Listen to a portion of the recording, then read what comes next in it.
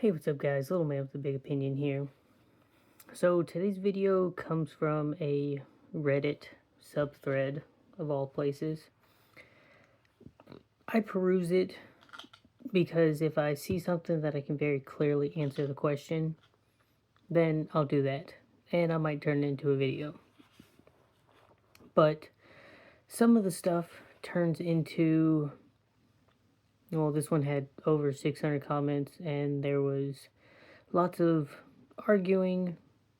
There was a good amount of advice being given, and some of it I think is productive, some of it not so much.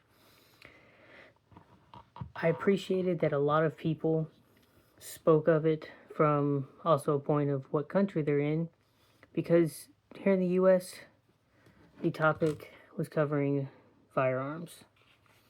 So it's my everyday carry. I made a video when I got it, but I've got the SIG 365X, and it's one of my favorite firearms for that purpose. Magazine's out,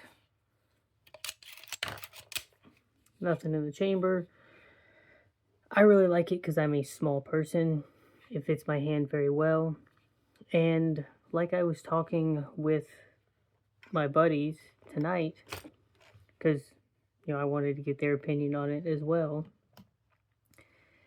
The general consensus was, if you're in the US, yes, you should definitely have firearms in your preps. But there was a lot of comments talking about you're not the only one that's going to have them.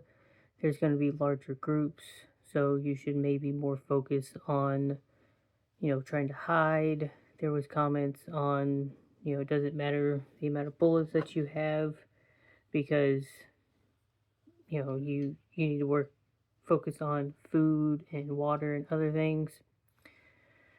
The comment that really stuck out to me, and I think this person's in the US, is they were saying that these guys are not, for defense, they're just for aggression and murdering people. I can disagree very, very highly. If you haven't heard me say it in a video, I'm 5'2", 5'3" on a good day, 130 pounds. I feel pretty good that I'm, squatting 4 reps more than my weight. That gets into a different category, but I'm definitely on the smaller side. I think it is super important to stay fit, working out 4 to 5 times a week, rucking, all of the other prepping stuff is important. Putting away food, putting away water, learning more medical this and medical that, and all of this prepping stuff is important. But what I can say for myself, and maybe a good amount of other people, is this is my equalizer. And I say that because I don't think it matters how strong I get.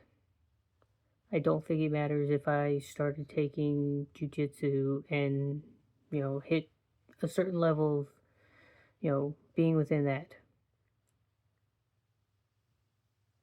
And I don't remember, there was some strong man that also helped prove this. He fought 2 or 3 MMA fighters. I think it was 2. I think it was Eddie Hall. Fought 2 guys at the same time. That is their sport. They've been doing that for years. And I think his combined weight with theirs was still about 100 pounds heavier than them. And he mopped the floor with them. They got some hits in, but I am not going to be able to go toe-to-toe with someone that is 100 pounds heavier than me, 6 or 7 inches taller. It's not in the cards. So, I have this guy. I clean it, maintain it regularly. I think every person that owns firearms or does prepping says that they don't get to shoot as much as they would like to. But it is a lot easier for me to buy a box of ammo, take it to the range, get some drills in, work on my reloading, than it is to try to get better at something else and hope that I can deal with that situation. So that's why I carry. I also put myself in that boat of I want the greatest advantage possible when it comes to protecting myself and others around me. So I'm going to buy the guns. I'm going to have, I haven't even talked about it, but I was able to pick up two more PMags and I filled them up. That was another $60 down the drain. But that allows me to train more and from a prepping standpoint, I don't even want to use the pistol first. I want to be as far away from whatever the problem is as I possibly can. The more distance I can keep with it, the greater I think my chances and everyone else's chances are of getting through whatever the bad situation is. I also think this works for, a lot of women, and you could also be the biggest, strongest, toughest guy, and I think you should exert the most maximum level of violence that you can in a situation, that is life or death. And for preppers, life or death isn't just, your physical life. It's, protecting the supplies that you've put away. It's protecting the other people around you. So you're trying to keep as normal as possible. Some of the comments that I do think make sense. You can have all of the guns in the world. You can have all of the food preps. All of the, you're ready to survive the apocalypse. And unless you can 100% completely lock down wherever you're at, it's important to have a group of like minded people. So, in my situation, probably for the first couple of days, it is, me keeping up with that security aspect until other people can gather around. And then you can work on, shifts. But if it's just you, you can have the $5,000 gun and all the training in the world. You got to sleep at some point. So that was a productive comment. Um, you know, I brought up the, protecting everything around you, and they've talked about, burning you out of your location, or dealing with a group that's larger than yours, or dealing with people that might be at a greater level of, urgency. So you've got all of this food stuff set aside. You're, trying to function as close to normal as you can. And now you have to deal with those around you that have not done the prepping. And it might be harder for you, you have to weigh, you know, am I going to be the greater thing in the situation protecting the stuff that I have and I'm as close to normal? Or is it the I've run out of the stuff to keep me alive and I'm super desperate? Super desperate people are probably some of the most dangerous ones out there. So, that's half the point of these videos is pushing for more and more people to have that level of security for themselves. Because then you don't have to worry about the being desperate. You don't have to, be hunting down and looking for your next meal and putting yourself in that advantageous situation. So, if you're able to have the firearms, have them.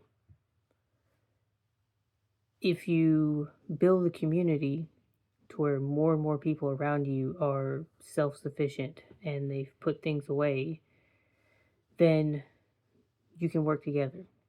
It's all of it comes down to numbers. All that being said, preppers don't like to hear that firearms are not the only thing that you need to stock up on. If I could go back in time, I think I did it the right way. The very first, gun that I legally bought at 18 was a 1022. I would still stick with getting that 1022.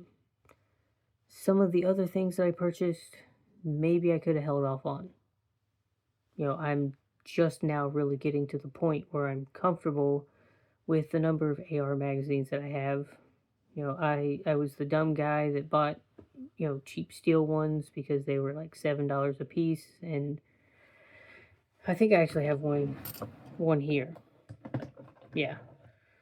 So this is one of the steel ones, and it's got, the paint's peeling, it's got rust all over the place. This is like a last stitch. Oh my gosh, I've run out of every other thing.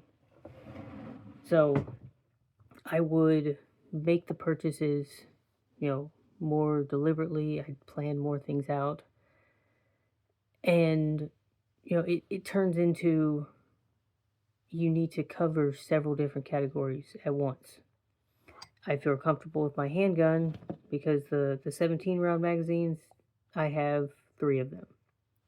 I also picked up one of the new, it's sitting here. They have a new 21 round. They're $60 a piece. Maybe I'd go with a different handgun that, didn't have quite so expensive magazines. I went with the 21. I like, I think it does good. It gives me that 4 extra rounds, and it's a $5 difference between getting this magazine and, the standard ones. That being said, what are your thoughts? Are firearms a necessary, purchase when it comes to prepping? Should you, devote X amount of, treat it just like your government. What percentage should you spend on the firearm side of things? The last thing that I'll say for this is, and this was a comment that was repeated several times, and I think it's important to mention, you should have the ability to put holes in people that are causing you, your family, your friends harm. You should also have the ability to plug holes in yourself, your friends, and your family. So, like, just that by itself. I'm not saying it's a 50-50. You spend $200 on your gun stuff, you need to spend $200 on your first aid stuff, but both of those categories are super important when it comes to, the firearm side. I almost think they go hand in hand. Once you have purchased, all of the, gunshot wound, first aid stuff, a lot of that doesn't have a shelf life. You can slowly add a couple more things so you have extra, and then you can devote that money back towards the gun stuff. Once you have X weeks or months worth of food, then you can dedicate that money back towards gun stuff. The radios are like a one-time buy, and then you can dedicate that back to gun stuff. All of prepping, it's a marathon. You're never going to, buy absolutely every single thing that you need because you can always add more.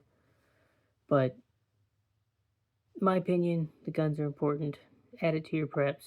If you want more in-depth, detailed videos on maybe how you should go about it, let me know in the comment section down below. But I'm rambling on at this point, so I'll catch you in the next one.